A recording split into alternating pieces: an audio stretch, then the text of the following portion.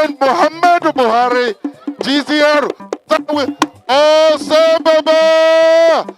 Say Baba! Ladies and gentlemen, behold Mr. President, and we commend our governor, His Excellency, the national anthem, please.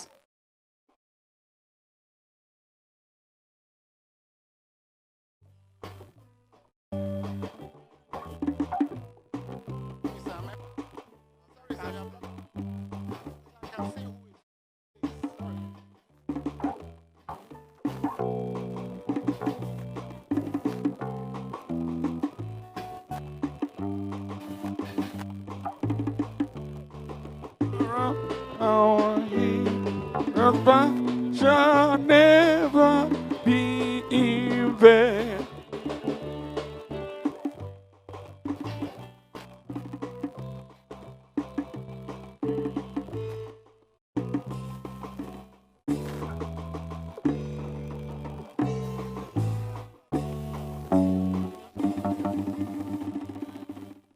Thank you very much, Your Excellency. We welcome you to this arena. Yeah. Your Excellency, President Muhammadu Buhari, GCFR, President, Commander-in-Chief of the Armed Forces, Federal Republic of Nigeria, the host governor, the Toknadu governor, the bulldozer governor, workaholic governor of Imo State, Your Excellency, distinguished Senator Hope Uzodimma Onwa, welcome address. I welcome Your Excellency, distinguished Senator Hope Uzodimma, the Executive Governor of Imo State. Can we please give him that round of applause? Deserving of a workaholic governor, deserving of a governor that is transforming.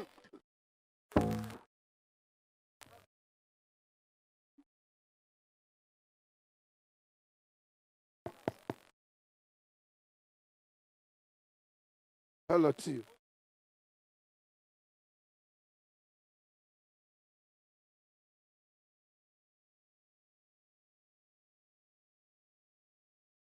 Your Excellency, Mr. President, President of the Federal Republic of Nigeria, President Muhammadu Buhari.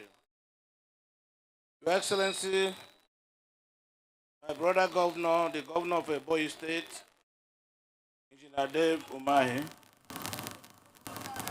the deputy governor of Imo State, SSG Enugu State. Your Excellency, distinguished senators and members of the House of Assembly, honorable ministers, distinguished personalities here today, let me begin by welcoming Mr. President to Imo State.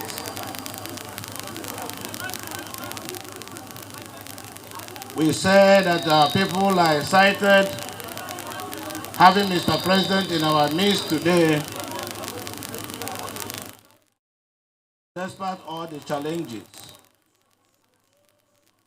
Mr. President, as we say in Igbo land, you can only tell a blind man that there is no oil in the soup, but you cannot tell him that there is no salt, because he will surely observe that.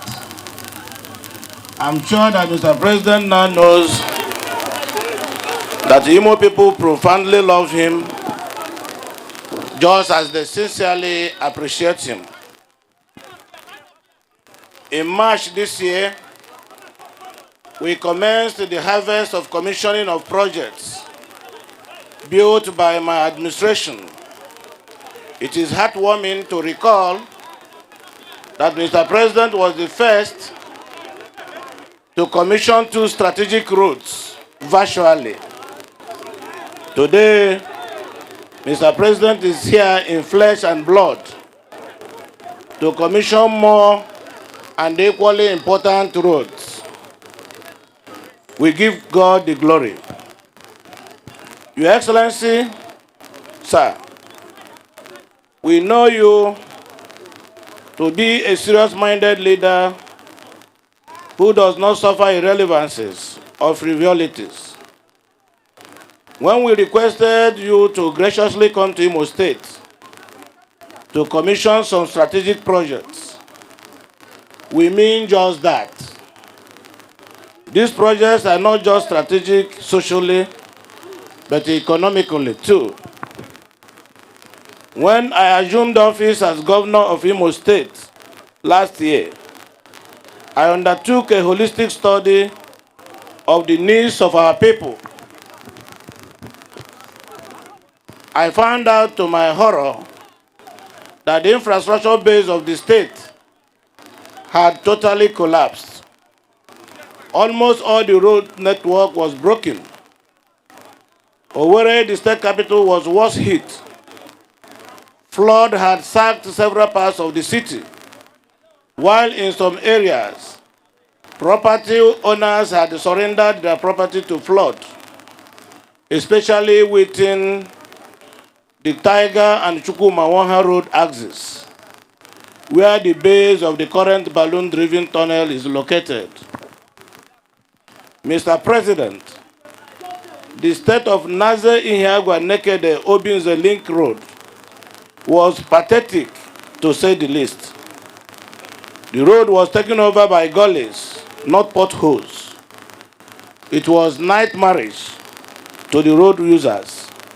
And this is a strategic road that leads to the two federal institutions of higher learning in Imo State, namely the Federal University of Technology, Ihiagwa, and the Federal Polytechnic, Nekede. The lives of students and staff of these institutions, as well as residents, were endangered because the poor state of the road turned it into a heaven for armed robbers.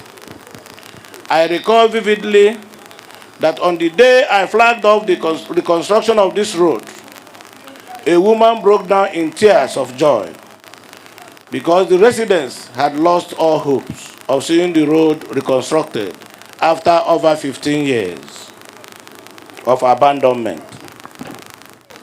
Overwhelmed, she cried out and told me that if it is the only road that my government will build in the entire administration, that the God she worships will still bless me. The feeling was same for all those who use the road. To the glory of God, Your Excellency has just commissioned the first phase of this all-important road.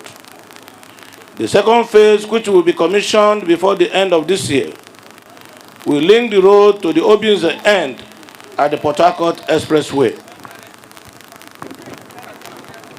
But I'm glad to report to Mr. President that it is not and will not be the only road my administration has done. We've done 46 solid roads, including the Muhammad Buhari Avenue, which houses the Federal Secretariat.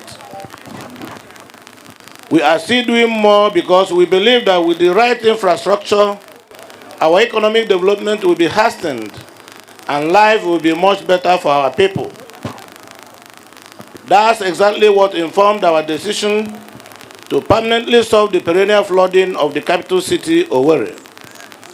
The balloon-driven tunnel at the base of the Tiger Road, which we have just commissioned today, was built to check the flooding in the area and recover property swallowed by flood in the last 20 years. The tunnel is 2.45 kilometers in length, 1.8 meters in diameter, and between 0.9 and 11.5 meters in depth, with 94 manholes. It is taking flood water from the Tiger, Chukwumawanha Street, Iheshuwa, Aladimma Relief Market Roads, and part of Trans-Ebu to Otamere River. We are planning another one from Akwakuma, Ebada, to Avanikoku axis of the city. The flood from this second tunnel shall be discharged at Nwori River. When this second phase is completed in the next couple of months, we are confident that Owerri will be totally flood-free. Carry go, President, carry go.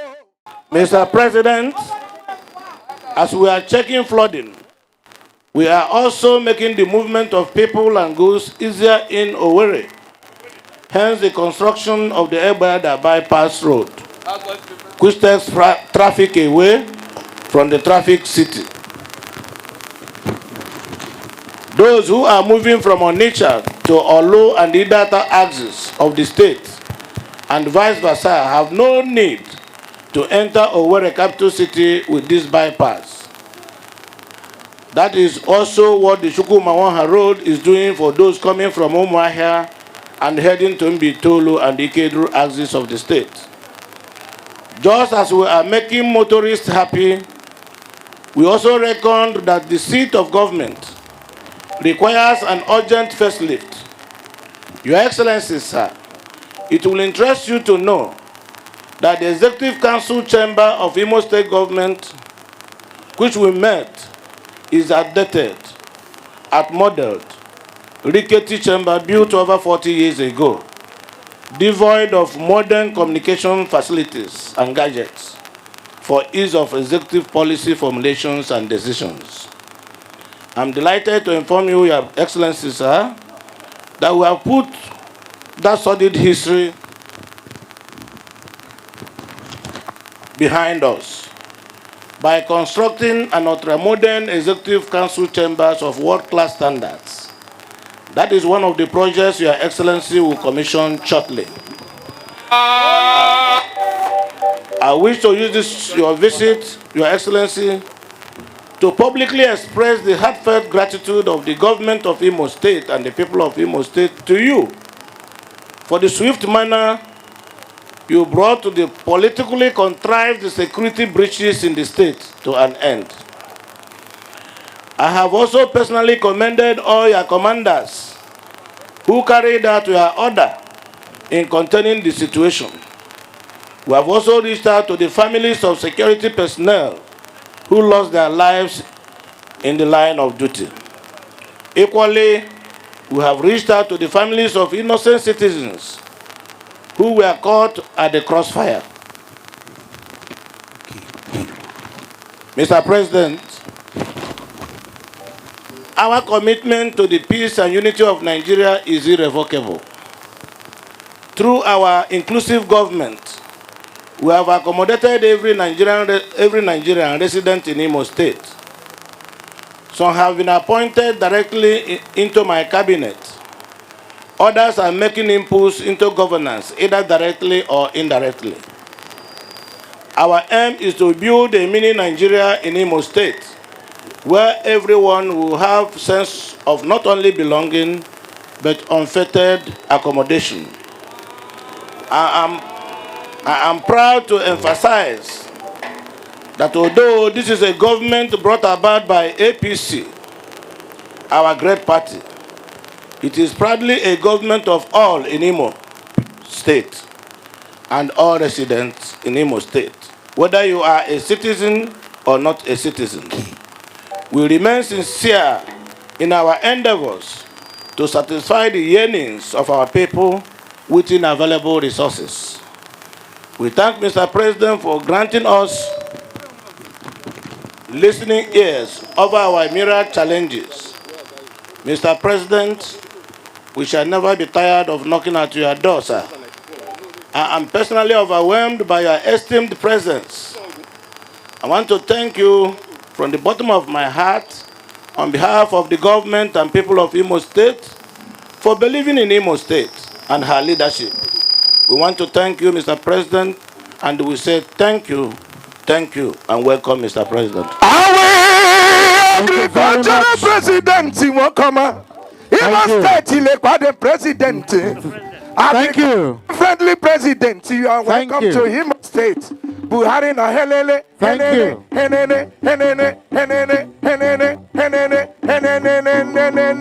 Papa Bialimo. Oh, yo, yo. Thank you very much. A round of applause one more time for the Executive Governor of Imo State, the man who came to rekindle the hope of the Imolites and has lived up to that expectation and has actually surpassed it. Mr. President, it also might interest you to note that this man Distinguished Senator Hope Uzodinma is the man who is bridging the gap. He's a bridge builder, and with his tenacity and the way he's moving, a bulldozer that he is, very soon, the way we are going. A lot of persons have been wondering why Imo State seem to be enjoying this level of solidarity from the center. To some, the reason is not far-fetched, as the man Hope Uzodinma has since assumption of office showed that he is a detribalized leader who fully subscribes to the existence of one indivisible entity called Nigeria. Despite criticism in some quarters, Confidence building move there by the president of Nigeria, because if IPOB said everybody should sit at home and the president should not come to Imo State, I guess that the security advice that the president got is like, look, you cannot be overwhelmed. The Nigerian state cannot be overwhelmed by IPOB. So the clear statement that the president is sending out there is that, look, he will not be intimidated by non-state actors, whatever their label may be. But again, it's a bit unusual that you have, well, the president is about to speak, so I guess we should just keep quiet for a while and listen to the president.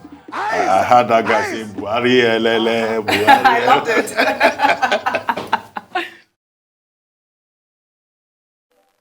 Baba Mutum.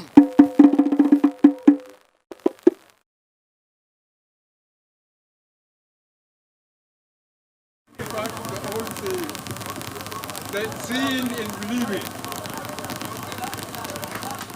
I accepted his invitation to come, see what the governor wanted me to see.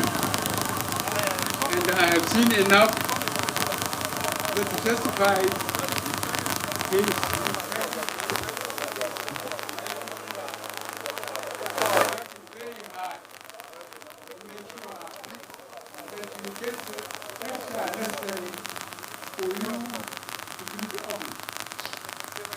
I'm very impressed with what he has done, because I have gone through the same problem of the center to make sure that infrastructure is going to the people to mind their own businesses. If there are no roads, if there is no security, what can people do? Absolutely nothing. I am very pleased that by some fabulous coincidence, my idea and that of your governor coincided.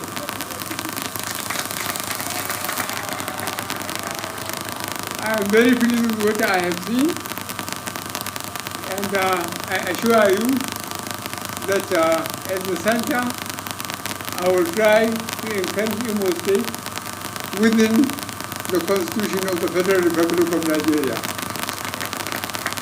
I thank you very much for being ready to have the break in the weather for us to go down and see what the governor has done for the state. I thank you very much. And God bless you. Thank you. Hold on.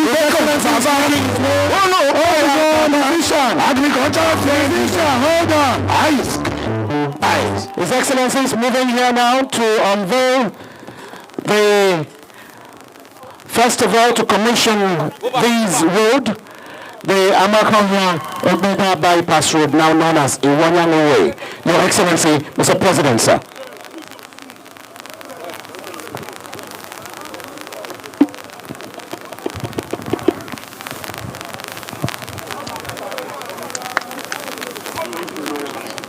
He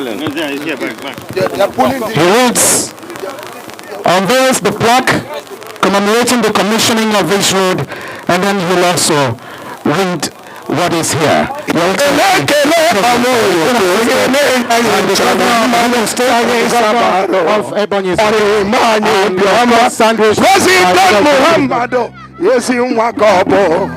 Action President.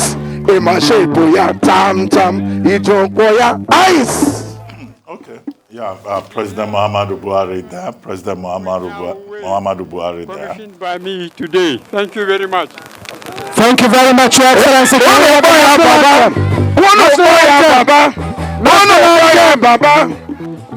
There you saw the president. Yes, President Muhammadu Buhari there, he has just commissioned the Wanyanwu Way, the first of many projects that will be commissioning today, as the governor told us, governor of Imo State. I was saying this builds confidence. The president has proven the point that he cannot be overwhelmed or intimidated by any non-state actor. But it looks a bit unusual that the president of Nigeria will visit a state and some non-state actors will tell the people not to come out. And we saw footages of empty streets. Yes, we did. That means that at another level, this is like a power show, a power conflict between the federal government and IPOB in the southeast. I'm sure people who are on the ground will still do further analysis as to, who has been able to win the battle one way or the other. But I think very lovely Ashwebi there, the uniform with the president and key figures in Imo State all decked out in the same attire. Tunu, you were saying earlier on that the president always looks nice in Igbo attires. And I said, well, he has the physique that will look nice in just about any garment from any part of Nigeria. But we hope that this again will reassure some people in the southeast. This is the second visit of the president to the southeast since he assumed office as president. And there are, beyond IPOB, some Southeasterners who are excited that the president is coming to the southeast to identify with them, and that will send a very strong message to those people. Oh, the attire, okay. Ishiagu, they call it, right? Oji, am I right or wrong? Absolutely Ishiagu, right, yes. Okay. I know you're an admirer of the president's fashion style. His swag. Especially that Isiagu. It actually really suits him, which is exactly why it's so galling that the people of the Southeast feel so marginalized. Apart from donning their attire, it would be nice if it goes further than just, commissioning projects and actually addresses a lot of the issues that have been tabled in terms of the inclusiveness that we want to see in this country, the national unity that's extremely important. When we're talking now about President Buhari's legacy, with such a short time to go, national unity should be paramount. Mm-hmm. Yeah. Mm-hmm. And I think for me, the most important thing, like the commissioner said today, will be that meeting he's going to have with stakeholders, Igbo stakeholders, because it is incumbent on us to talk about this, and have conversations on national unity.